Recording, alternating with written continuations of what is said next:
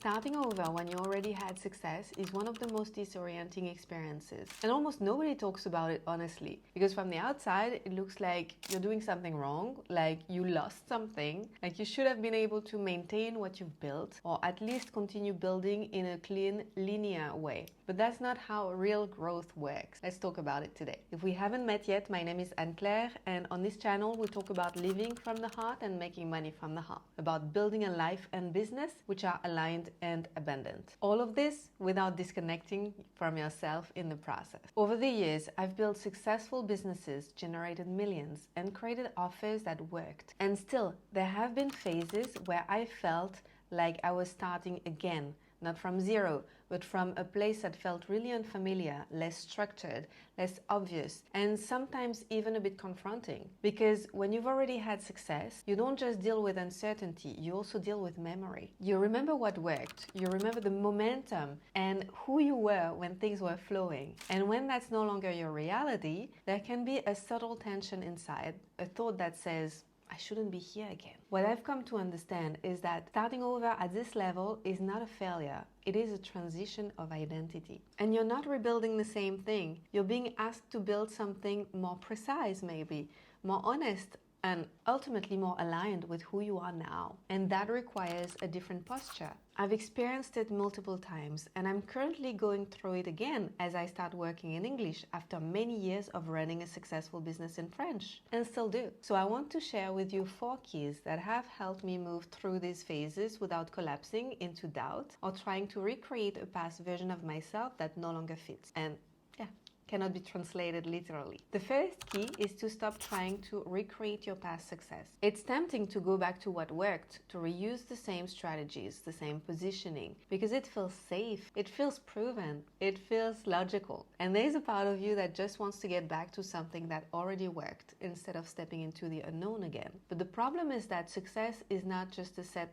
of actions. It's an expression of who you were at the time, your energy, what was alive in you, your standards, your capacity, your desires, your way of relating to money, your ability to be visible and connect with people, the level of responsibility for spreading your message. And if you've changed, even subtly, if your standards have evolved, if your desires are different, if your relationship to yourself is not the same, then you're trying to copy your past, but it will feel heavy, slightly off, even a bit forced, even if on paper this is something that could work. And it's important to remember that you're actually never really starting from scratch. Even if things feel new or uncertain, you're bringing all your experiences with you. Everything you've learned, everything you've built, everything you've already proven to yourself. And that will never disappear. It becomes your foundation, even if the form changes, and it has to evolve. This is where a lot of people create unnecessary friction because they try to fit their current self into a past version of them that no longer matches. So instead of asking, how did I do it before, which keeps you anchored in the past, a much more useful question becomes, is that true for me now? What actually feels aligned now? Even if it looks different and less optimized, even it challenges the way you used to do things, because your next level is not built by repeating who you were, it's built by allowing who you are now to lead. The second key is to normalize the identity gap. There's always a moment where the version of you who created your last level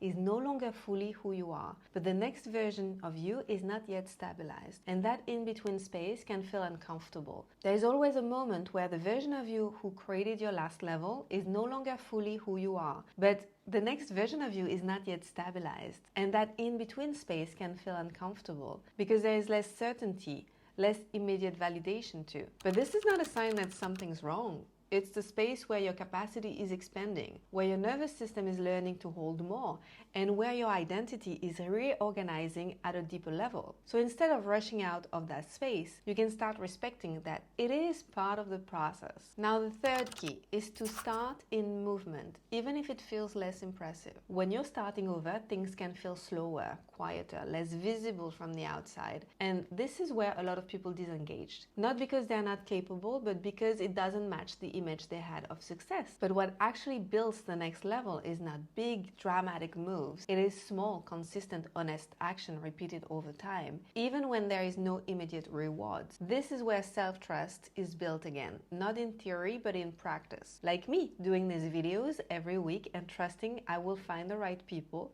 who are looking for what I have to offer. The fourth key is to detach your worth from your current results. When you've already experienced success, it is easy to continuously tie your identity to those results, to feel like they define your value, your legitimacy, your place. So when things slow down or change, it can feel personal. But results fluctuate, identity doesn't have to. You remain someone who is committed, grounded, capable, and creative, even in a quieter phase. And that stability is what allows the next level to emerge in a much more sustainable way. So if you are in a phase where it feels like you're starting over, even though you've already had success, I want to offer you this perspective. You're not going backwards. You're refining who you are and how you create today. And this time, you're not just building something that works. You're building something that actually fits you better today. And if this way of approaching money, identity, and growth resonates with you, I invite you to subscribe to this channel. Here I share